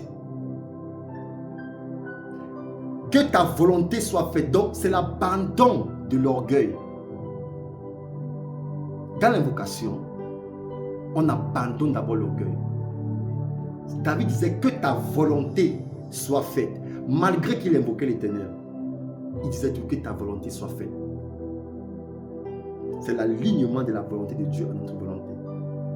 Prenez d'abord, premièrement, la volonté de Dieu. L'abandon de notre orgueil, de notre égocentrisme. Oh frère, il y a ce qu'on appelle, dans Paul parlait le cri de l'esprit. Le cri de l'esprit. Lorsque l'esprit soupire, ça crie Abba Père. Nous n'invoquons pas un patron. Nous n'invoquons pas une personne ordinaire. Mais nous évoquons un Père. Nous invoquons un roi. Nous invoquons un souverain. Nous invoquons la révélation absolue. Nous invoquons Dieu le Père. Alors, l'attitude doit être celle d'une confiance absolue filiale. La Bible dit que celui qui s'approche doit d'abord croire que Dieu existe. Donc tu dois d'abord croire, tu dois être confiant que j'invoque le Père. J'appelle mon Père au secours. J'appelle mon Père. Tu dois être confiant, une confiance filiale, l'amour de Dieu. Donc tu dois intérioriser cette confiance en toi, ce qu'on appelle le cri de l'esprit. Quand tu cries, tu sais, tu es confiant que la posture que je prends pour invoquer Dieu, j'ai la certitude, car tout ce qui n'est pas une conviction est un péché. J'ai la certitude que le cri de mon esprit va en accord avec l'esprit qui est en moi. Et je suis sûr et certain, même si je n'ai pas les ossements palpables, visibles et instantanés, ça a été fait. Parce que Jésus-Christ est l'agneau immolé depuis la fondation. Mais il a été immolé à la fin. L'agneau immolé, mais il a été immolé à la fin. Donc, c'était déjà prédestiné. Même si tu ne reçois pas à l'instant, Dieu l'a déjà prédestiné afin que les ossements soient palpables. Oh mes frères, je ne sais pas si quelqu'un me comprend. La confiance filiale, c'est ça que vous devez développer.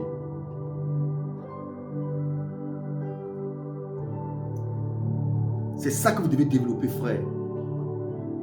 Alors, j'invite un frère, j'appelle un frère à développer cette confiance. Dieu n'est pas venu pour les parfaits. Et l'invocation ne demande pas la perfection, mais demande seulement l'obéissance.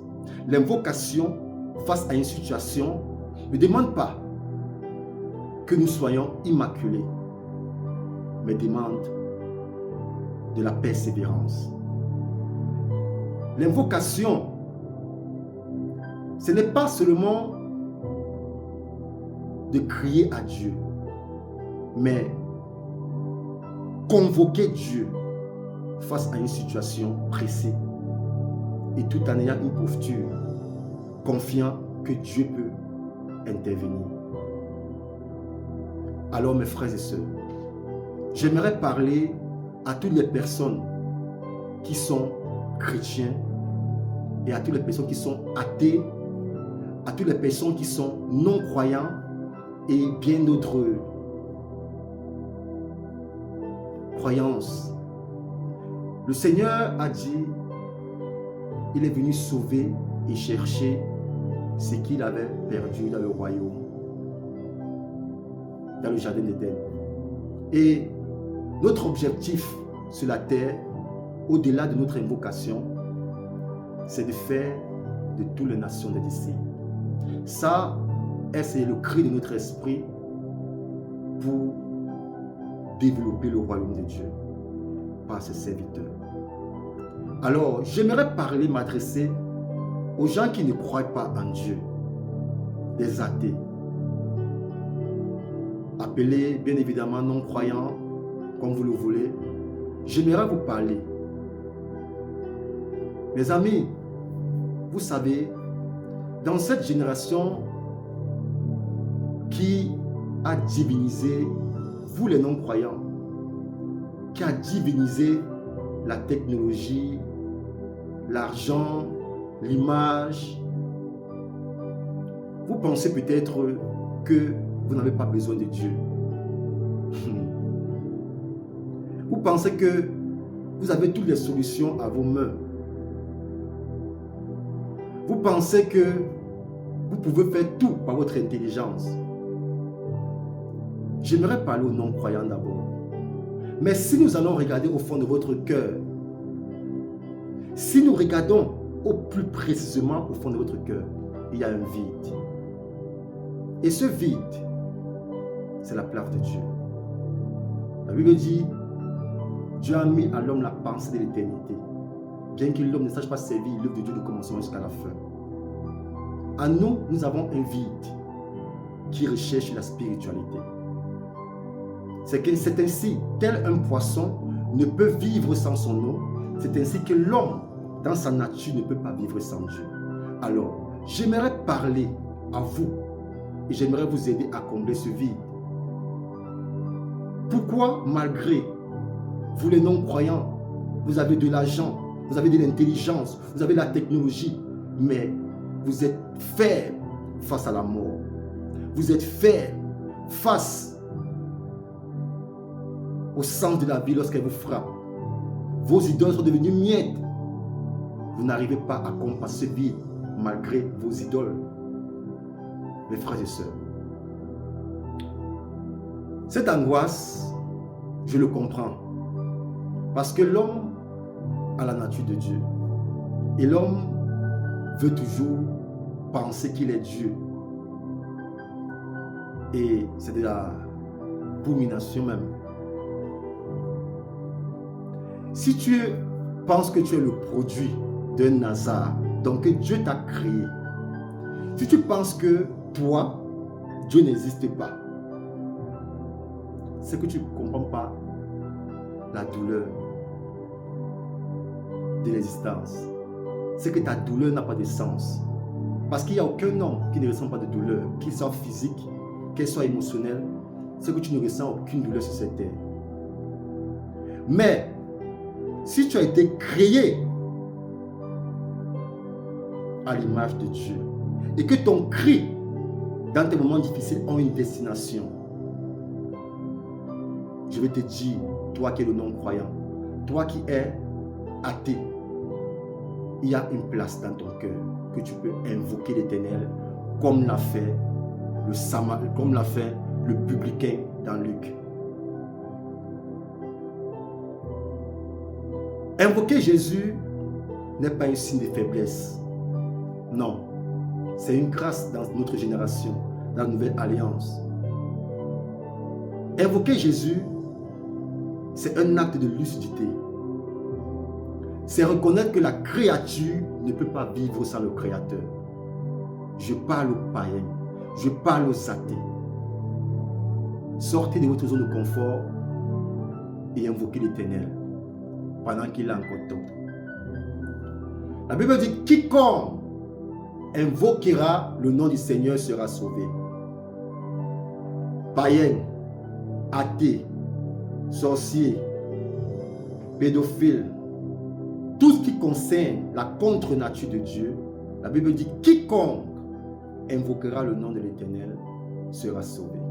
Alors j'invite les frères qui sont non-croyants, j'invite les frères qui sont athées, j'invite les frères qui sont païens, face à une situation désespérée, je t'invite à faire preuve d'invocation comme l'a fait le publicain. Et Dieu est souvent sollicité rapidement dans cette situation pour intervenir lorsqu'une âme doit se convertir. Ne reste plus dans ta zone de confort, non. Ne cherche plus à te sauver toi-même. Invoque l'Éternel. Invoque l'Éternel. Et j'aimerais parler maintenant à ceux qui se disent chrétiens, à ceux qui se disent chrétiens et qui pratiquent le péché. Frère, faites très attention avec le danger de la familiarité. Faites très attention. Dieu n'est pas notre ami. Même si un roi a ses citoyens, le citoyen n'est pas l'ami du roi. Même si l'Église est notre ami de tous les jours, non. Faites très attention à la familiarité, au danger de la familiarité. Parce que Dieu, c'est un Dieu très jaloux. Tu ne peux pas être chrétien et tu pratiques le péché. Toi qui connais le nom de Dieu, mais qui joue avec le péché. Toi qui invoques Dieu le dimanche et tu sais tes passions le rêve de la semaine. Fais très attention. Fais très attention. Ça, c'est le danger de la familiarité. Obéissez à Dieu. Ton invocation est devenue religieuse. Ton invocation est devenue superficielle. Tu as une posture d'homme normal, ordinaire. Un enfant de Dieu n'est pas ordinaire. Un enfant de Dieu n'est pas... Parce que Dieu utilise des situations ordinaires pour accomplir des choses extraordinaires. Et pour que Dieu accomplisse les choses extraordinaires, il faut que tu sois un homme extraordinaire. Parce que tu ne peux pas porter les choses extraordinaires dans l'ordinatarité. Tu ne peux pas comprendre ça. Le danger de la familiarité. Tu penses que la grâce de Dieu est donnée comme ça. Comme j'ai la grâce de Dieu, je peux faire tout ce que je veux. Tu penses que la grâce de Dieu est une licence pour pécher. Frère, c'est une insulte au sang de Jésus-Christ. Toi qui es chrétien, qui pratique le péché. Je ne dis pas qui commet le péché, parce qu'il y a une différence entre pratiquer et commettre le péché. Il peut arriver que l'âme essaie de prendre le dessus sur l'esprit, parce que l'âme, c'est la partie où résident nos émotions, nos faiblesses, nos envies, nos humeurs. Il peut arriver que tu tombes, parce que la Bible dit que le juste tombe 5 fois, 5 fois il se relève. Mais la pratique de péché, c'est quelqu'un qui est conscient de ce qu'il fait et il fait quand même. Il est conscient que le péché n'est pas bon, mais il pratique. Ça devient l'iniquité. Je ne parle pas de ceux qui commettent le péché. Je parle de ceux qui pratiquent le péché. Toi qui pratiques le péché, fais très attention, frère. La grâce de Dieu n'est pas une licence pour continuer à pratiquer le péché. Fais très attention. Tu es en train d'insulter le sang de Jésus-Christ. Jésus-Christ a tout payé à la croix. Il s'est dépouillé. Il est venu sur la terre. Il a quitté sa résidence de Dieu pour venir s'humilier, partir à la croix. Il a payé le prix de nos fautes. Il s'est humilié. Il s'est chargé de nos fautes. Il nous a donné le repos. Et toi, tu joues avec. Et tu vas invoquer Dieu dans tes désirs. Tu vas invoquer Dieu dans ta zone de confort. C'est de l'invocation sorcellérique. Fais très attention. Dieu n'est pas notre ami. Même s'il est l'ami de tous les jours. Mais un ami est fidèle lorsqu'ils sont en accord. Dieu n'est pas l'ami des gens qui ne sont pas des amis. Et pour être ami de Dieu, la Bible dit que celui qui m'aime garde mes commandements. Qui de vous peut avoir un ami qui bafoue sa dignité et est son ami? Qui de vous peut avoir une relation intime qui bafoue sa dignité? Jamais. Un ami, c'est celui qui accepte sa condition d'ami, qui supporte, qui connaît les faiblesses et qui avance, qui n'essaie pas de rejeter, qui n'essaie pas de détruire, mais qui essaie de couvrir. C'est ça. Jésus-Christ est l'ami parfait, mais nous ne sommes pas ses amis. Lui, il est l'ami parfait. Mais nous, pour arriver à cet haut niveau de l'ami, nous devons d'abord payer le prix. Le danger de la familiarité. Et c'est ça que le monde vit aujourd'hui. Alors, le péché ne coupe pas l'amour de Dieu. Non. Le péché ne coupe pas l'amour de Dieu. Mais le péché coupe ta capacité à recevoir lorsque tu invoques Dieu. Je suis en train de parler aux chrétiens, aux soi-disant chrétiens qui pratiquent le péché. Le péché ne coupe pas l'amour de Dieu, mais le péché coupe ta capacité à recevoir. C'est toi qui as besoin d'une situation. Dieu, lui, est assis sur son trône. Il nous a bénis de toute bénédiction dans les deux enfants. Il a tout payé. C'est toi qui as besoin. C'est toi qui as besoin de l'invoquer pour qu'il vienne intervenir face à une situation. Donc l'amour de Dieu est disponible. Mais c'est à toi. Le péché te coupe la capacité de recevoir. Tu es comme un fils C'est comme un fils du roi qui préfère manger avec les porcs. C'est comme un fils d'un roi qui a tout sur la table, qui a tous les menus précis, mais qui préfère s'embourber avec des porcs, préfère manger avec des porcs.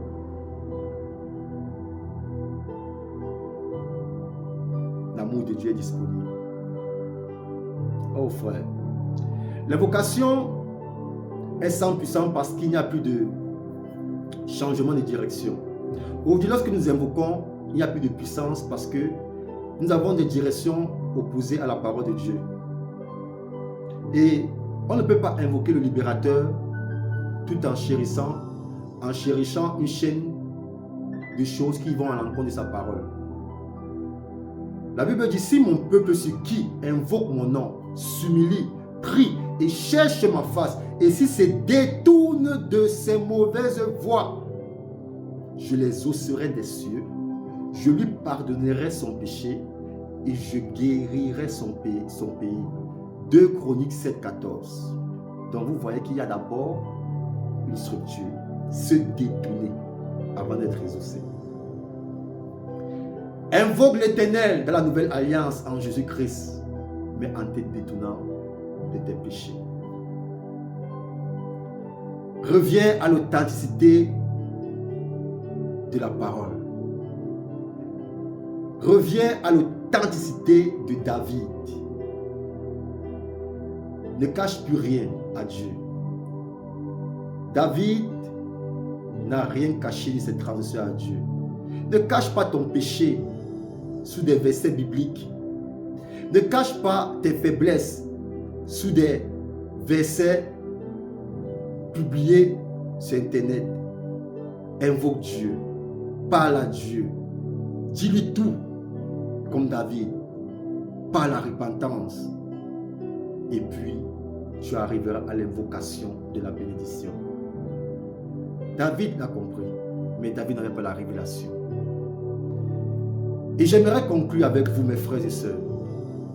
Vous savez, au-delà d'invoquer Dieu, au-delà de ne même pas être exaucé lors de notre invocation, l'Éternel ne rejette pas un cœur qui est brisé et contré. La Bible dit ça dans Psaume 51, 17. Que tu sois loin de Dieu, par ignorance ou par rébellion, la solution est la même. La Bible dit la Bible a parlé du quiconque. Quiconque invoque l'Éternel sera sauvé. Donc que tu sois rebelle, ignorant, pécheur, si tu as l'invocation sincère pour renouveler ton être intérieur, tu seras sauvé. L'évangile est contenu, l'évangile du salut de la repentance est contenu dans le mot quiconque. Quiconque. Il n'y a ni juif, ni grec, ni esclave, ni libre, ni blanc, ni noir, ni tout péché que vous pouvez comprendre. Quiconque invoque le nom de l'Éternel sera sauvé. Alors, au-delà de nos désirs, au-delà de ce que nous voulons, la véritable invocation, premièrement, c'est le changement d'abord. La repentance, la purification de notre esprit par la puissance du Saint-Esprit en Jésus-Christ.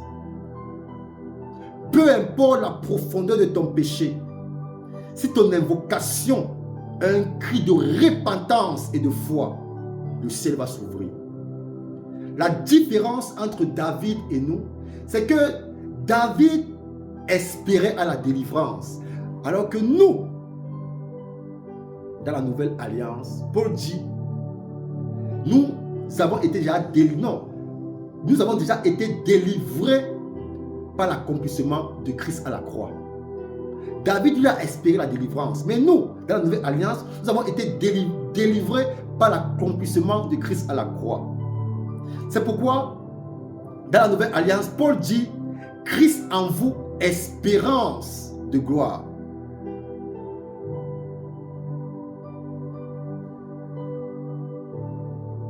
Alors que David disait, espérant l'Éternel. Paul dit, Christ en vous, espérant de gloire. Donc en vous, il y a l'Esprit de Dieu.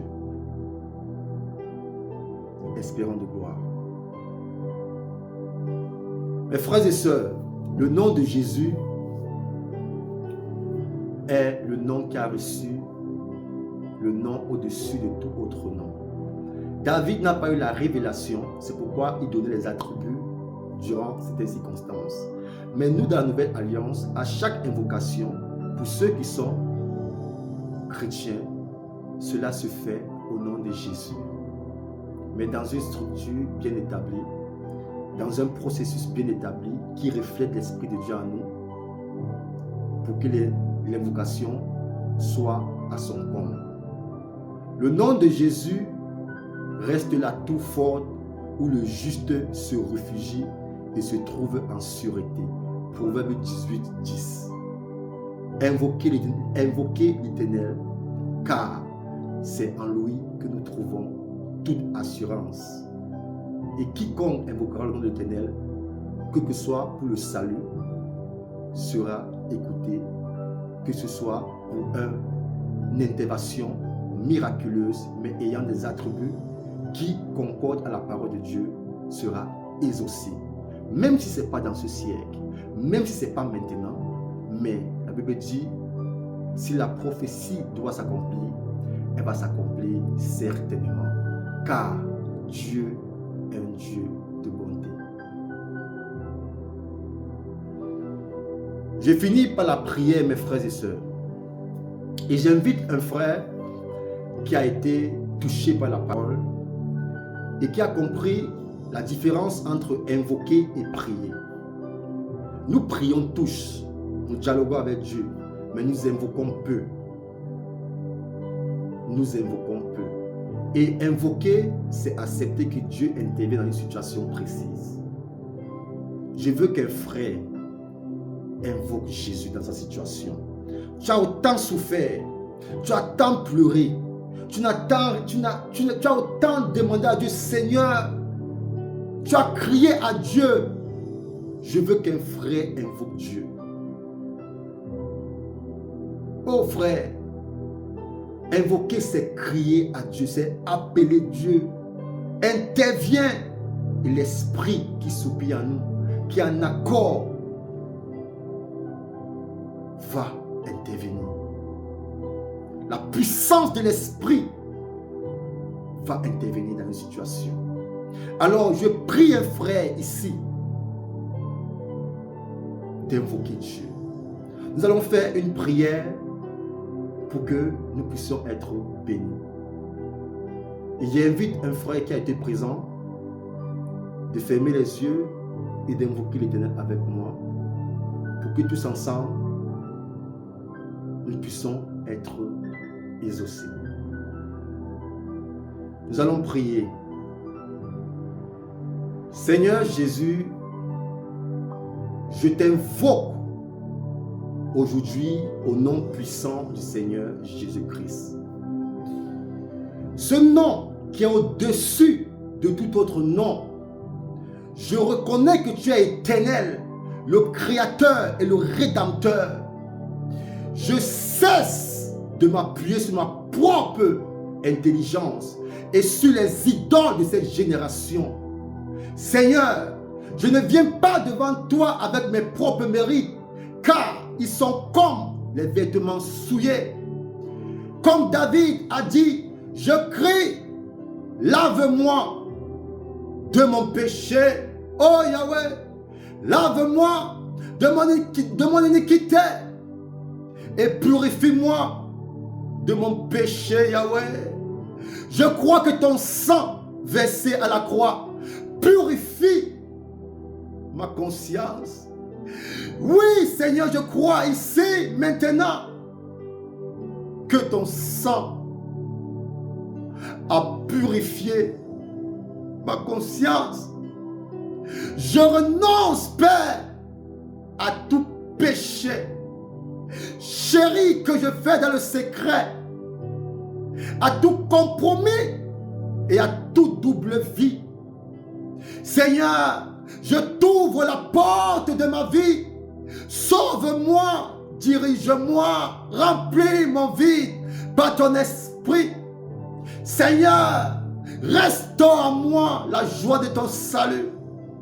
Brise les chaînes de l'habitude et de la tiédeur. Je te donne, ô Père, je te redonne le trône de mon cœur. Je crois que parce que j'ai invoqué ton nom, Yahweh, tu m'as entendu. Ta parole déclare, Père, que tu es près de ceux qui t'invoquent avec sincérité. Je reçois ta paix, ta force et ta direction. Je marche désormais dans la victoire de la nouvelle alliance. Je crois fermement, Seigneur, que tu me délivreras. Je crois fermement, Seigneur, que tu m'exauceras. Je crois fermement, Seigneur, que lorsque je t'invoquerai, par ma position, Seigneur, de fils et de père, tu m'exauceras. Seigneur, je dirige maintenant mon entier à toi. Je remets maintenant ma vie en toi. Et je demande que dorénavant, Seigneur, que mon invocation ne soit plus superficielle. Que mon invocation ne soit plus léger, distrait. Que mon invocation ne soit plus synchronisée par le chauve du monde. Mais que mon invocation soit alignée par ta parole. Seigneur, interviens dans mes besoins. Seigneur, je veux changer. Seigneur, je veux te ressembler. Père, je t'invoque car mon esprit s'ouvre. Père, je t'invoque car je soupire auprès du changement. Père, je t'invoque car j'ai besoin de toi. Oh, David t'a invoqué dans la détresse. Père, durant cette détresse de cette génération, je t'invoque face à l'amour de l'argent qui veut gagner mon cœur. Je t'invoque, Père, face au désir malsain qui ne concorde pas à ta parole. Viens diriger mes pas. Viens soumettre en toi l'invocateur. Viens soumettre en moi l'invocation digne. Père, je ne veux plus prier seulement, mais je veux t'invoquer, Seigneur, parce que je suis fatigué. Père, j'ai autant prié. J'ai crié à toi, Éternel, jour et nuit. Je t'appelle maintenant de désister. Je t'appelle maintenant de prendre les rênes. Je t'appelle maintenant de diriger, Seigneur. Père, je ne veux plus être celui-là que le monde voit seulement superficiel, ordinairement. Mais je veux être cet esprit, Seigneur, que lorsque je t'invoque comme David, Père, tu agis. Même si ce n'est pas instantanément, Seigneur, mais que, Père éternel, mon Dieu, cela puisse être papa. Père, tu as dit que tu es un père, et un père reconnaît la voix de son enfant. Je t'invoque, Yahweh, maintenant. Que mon invocation, éternel, mon Dieu, ne soit pas contraire à la parole de Dieu. Père, fais-nous miséricorde. Je t'invoque pour que je sois un changement dans la famille. Je t'invoque pour que je sois une bénédiction dans la famille. Je t'invoque pour que je sois une bénédiction dans ma génération.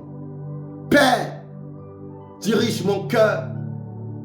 Dirige mes pas. Dirige mes sentiments. Père, je te prie de me donner le cahier, la règle à suivre, que mon attitude, mon comportement, Seigneur, soit le reflet de mon invocation. Père, je te prie d'exercer pleinement, Seigneur, ton amour, ta miséricorde dans cette invocation. Et je te prie, Yahweh, qu'un frère qui s'est connecté dans ce direct, Père, je ne sais pas ce qu'il traverse. Je te prie, Yahweh, qu'une soeur qui s'est connectée dans ce direct, je ne sais pas ce qu'elle traverse, mais tu as dit, Seigneur, si ton peuple, si qui invoque ton nom, Seigneur, se détourne de ses voies, Seigneur, Père, tu vas exaucer et tu vas guérir son pays. Je ne sais pas ce qu'une soeur traverse, Père, Mais je te prie, Seigneur, une sœur qui s'est détournée, Yahweh, de ses voies malsaines, qu'un frère qui s'est détourné de ses voies malsaines, Père, je te prie que son invocation trouve vie, se matérialise, Père, qu'il soit une bénédiction. Seigneur, protège-nous contre les attraits de ce monde. Protège-nous contre les choses contraires à ta parole. Merci, Père. Père, merci pour la parole que tu m'as donnée. Merci parce que tu as permis que je parle de toi. Merci pour l'opportunité que tu me donnes d'annoncer tes oracles. Merci pour la clarté, pour la conviction et pour l'enseignement que tu m'as donné. Père, je te prie que ce que tu m'as donné, l'enseignement de l'invocation, Père, puisse arriver dans une terre fertile. Et que cela, Père, puisse fertiliser. Je suis un frère, afin qu'il puisse comprendre la différence entre prier et invoquer. Fais de nous la dimension de l'invocation, mais fais de nous aussi des hommes de prière dans l'intimité. Merci, Père, pour ce moment, Seigneur. Merci, Yahweh. Merci, Jésus. Gloire à toi. Élévation, magnificence, adoration. C'est dans le nom puissant du Seigneur Jésus-Christ. J'ai prié. Amen. Je bénis toutes les personnes qui sont connectées et qui ont suivi ce live, qui ont prêté allégeance à l'oracle de Dieu et qui ont été touchés par cette prédication. Que Dieu vous bénisse et que vous soyez toujours fortifiés.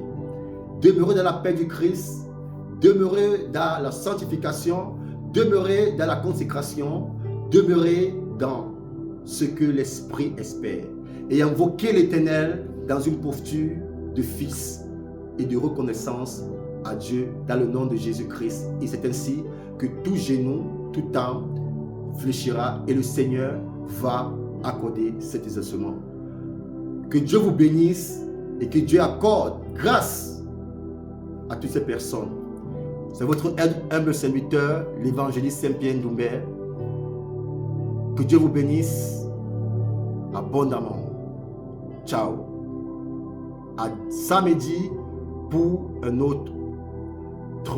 À samedi prochain pour une autre prédication par la grâce de Dieu, si Dieu le veut.